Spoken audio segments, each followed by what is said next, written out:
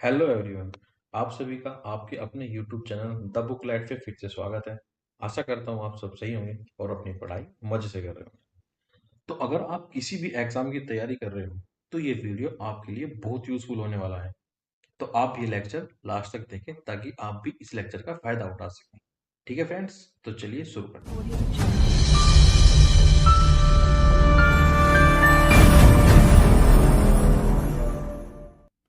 देख friends, question number 1 में दिया है, जब एक कार गति को दुगना कर दिया जाता है तब उसको उतनी ही दूरी पर रोकने के लिए ब्रेक बल यानी कि ब्रेकिंग फोर्स कितना होगा।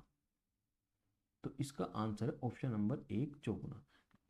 देखिए फ्रेंड्स, अगर आप स्पीड को 2 गुना कर रहे हो और उतनी ही दूरी में आपको उसको रोकना है तो आपको ब्रेक जो है 4 गुना स्पीड से मारनी पड़ेगी। ठीक है, ये चीज़ आपको ध्यान रखनी है, ये बहुत बार क्वेश्चन पेपर में आया। ठीक, चलिए अगला क्वेश्चन देखते हैं। देखिए क्वेश्चन नंबर 2 में दिया है, पानी की सतह पर हल्की रखी गई एक लोहे की सुई उस पर क्यों तैरती रहती है। देखिए फ्रेंड, इसका आंसर है ऑप्शन नंबर 3, उसके पृष्ठ तनाव के कारण। देखिए जो द्रव होते हैं ना, उनके जो अणु है उनमें सहसंजक बल लगता है और ये सब सहसंजक बल के कारण ही होता है। देखिए जो स्वतंत्र पृष्ठ होता है ना, वो हमेशा तना हुआ रहता है और तने हुए पृष्ठ की सदैव जो प्रवृत्ति होती है वो सिकुड़ने वाली होती है, वो हमेशा सिकुड़ता है। और द्रव के पृष्ठ का तनाव ही पृष्ठ तनाव कहलाता है। और जल का पृष्ठ तनाव है ना, हम कम कर सकते हैं साबुन के द्वारा, और इसीलिए उसमें झाग उठते हैं। अगर कभी कभी क्वेश्चन आ जाए ना कि बताइए पानी में बुलबुले क्यों उठते हैं, क्योंकि उसका पृष्ठ तनाव हम साबुन के द्वारा कम कर देते हैं। ये भी कई बार क्वेश्चन आता है पेपर में। ठीक है फ्रेंड्स, चलिए बढ़ते हैं नेक्स्ट क्वेश्चन की तरफ। क्वेश्चन नंबर 3 में दिया है, रॉकेट को अंतरिक्ष में छोड़ने के लिए कितने न्यूनतम प्लान वेग की आवश्यकता होती है। तो इसका आंसर है ऑप्शन नंबर 4। वैसे तो जो प्लान वेग होता है ना, वो 11.2 किलोमीटर प्रति सेकंड होता है। लेकिन देखो इसमें जो ऑप्शन है वो सबके सब 11 से नीचे है, 11 भी देखो नहीं होगा, 11.2 से ऊपर ही ऊपर चाहिए। देखो अगर 15 की जगह यहाँ पे 12, 13, 14 कुछ भी होता ना तो वही आंसर होता है। तो मिनिमम मिनिमम क्या है, 11.2। ये आपको याद रखना है। ठीक है फ्रेंड्स, चलिए बढ़ते हैं नेक्स्ट क्वेश्चन की तरफ। देखिए क्वेश्चन नंबर 4 में दिया है, शीशे के एक टुकड़े सहित बर्फ का एक ब्लॉक खंड पानी में तैरता है। यदि बर्फ पिघलता है तो पानी का स्तर क्या होगा। तो इसका आंसर ऑप्शन नंबर 3, उतना ही रहेगा। देखिए इसका मतलब जैसे कि हमारे पास एक ही पानी का जार है और ये भरा हुआ है पानी का इतना, और हम इसमें एक बर्फ का टुकड़ा डाल देते हैं, तो इसका जो पानी का स्तर है ये वाला, जब ये पिघल जाएगा धीरे धीरे धीरे धीरे धीरे धीरे, तो इसके जो पानी का स्तर है वो घटेगा बढ़ेगा या फिर ऐसा ही रहेगा। तो इसका आंसर है ये उतना ही रहेगा। देख फ्रेंड्स, जो जल का घनत्व होता है ना, वो 4 डिग्री सेल्सियस तक अधिकतम रहता है, आप ये ध्यान रखिए। और इसका जो आयतन है वो हमेशा न्यूनतम रहता है। बात कर रहा हूँ 4 डिग्री सेल्सियस की, यानी कि अगर पानी को 0 डिग्री से 4 डिग्री सेल्सियस तक गर्म किया जाएगा तो इसका जो आयतन है वो घटेगा। ये आपको नोट करके लिखना है, ठीक है। बट अगर ये 4 डिग्री सेल्सियस से ऊपर जा रहा है तो इसका जो आयतन है वो बढ़ेगा, इंक्रीज होगा यानी कि। ठीक है, क्योंकि जल जो है ना जमने के बाद फैलता है और उसका आयतन भी बढ़ जाता है। ठीक है फ्रेंड्स, ये 2-3 पॉइंट आपको नोट करके लिखने हैं। चलिए बढ़ते हैं नेक्स्ट क्वेश्चन की तरफ। देख फ्रेंड्स, क्वेश्चन नंबर 5 में दिया है, पानी के किसी द्रव्यमान को 0 डिग्री सेल्सियस से 10 डिग्री सेल्सियस तक गर्म करने पर उसके आयतन में क्या परिवर्तन होगा। तो इसका आंसर है ऑप्शन नंबर 4, घटने के बाद उसमें वृद्धि होगी। जैसा मैंने बताया था, द्रव जो होता है उसमें जब आप गर्म करते हो उसको तो उसका आयतन भी बढ़ता है, सिंपल।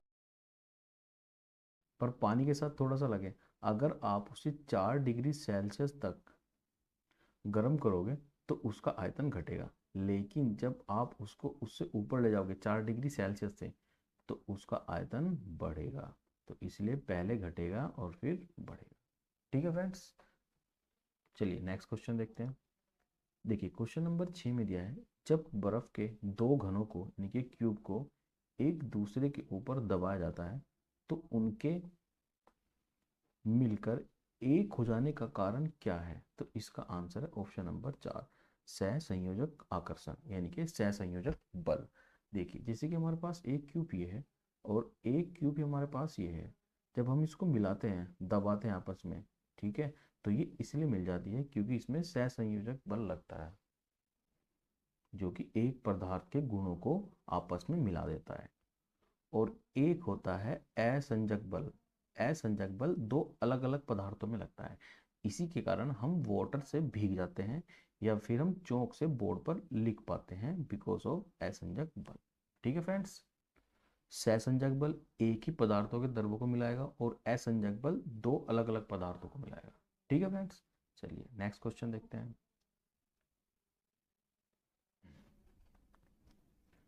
देख फ्रेंड्स, क्वेश्चन नंबर 7 में दिया है, ऑटोमोबाइल मोटर कारों में हाइड्रोलिक ब्रेकों के कार्यकरण पर निम्नलिखित में से कौन सा सिद्धांत या नियम लागू होता है?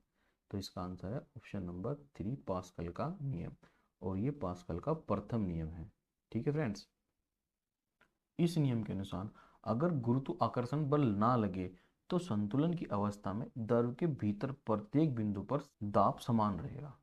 ठीक है फ्रेंड्स, ये पहला नियम है पास्कल का। ठीक है फ्रेंड्स, चलिए नेक्स्ट क्वेश्चन देखते हैं।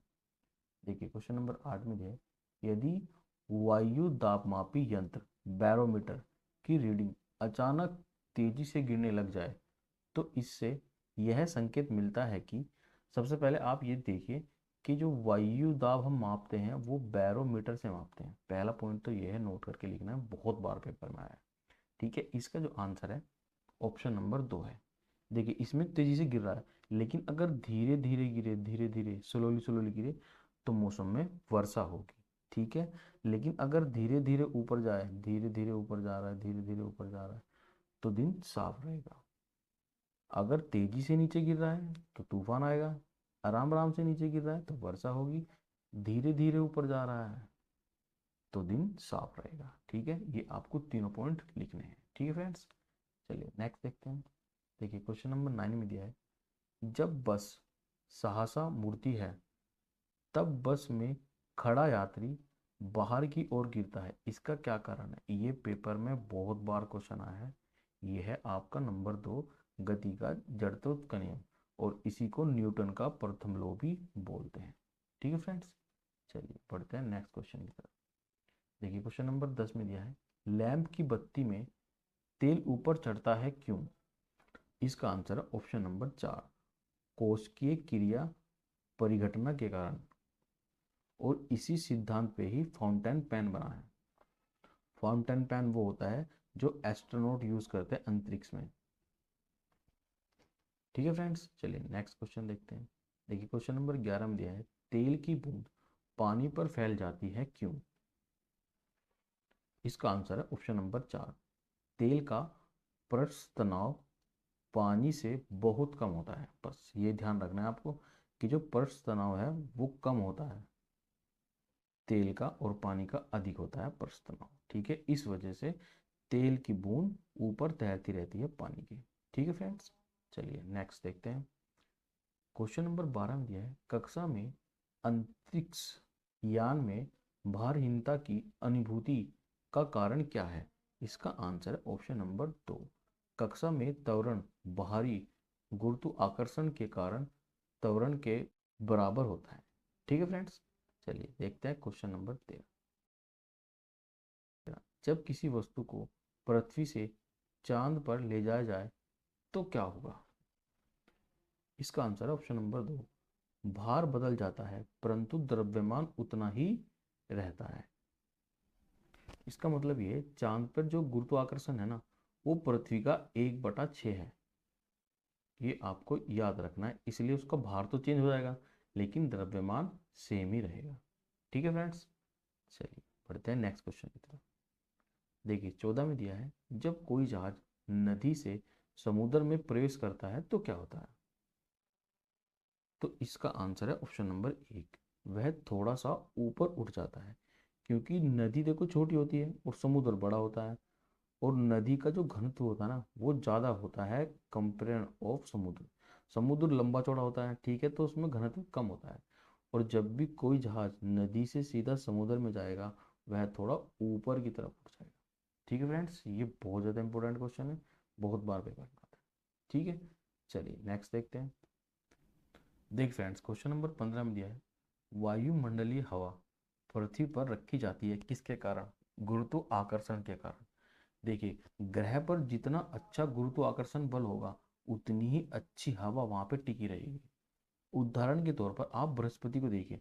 बृहस्पति ग्रह जो है वो पूरा का पूरा गैस का बना हुआ है, क्योंकि वहां पे जो गुरुत्व आकर्षण बल है ना वो बहुत ज्यादा है।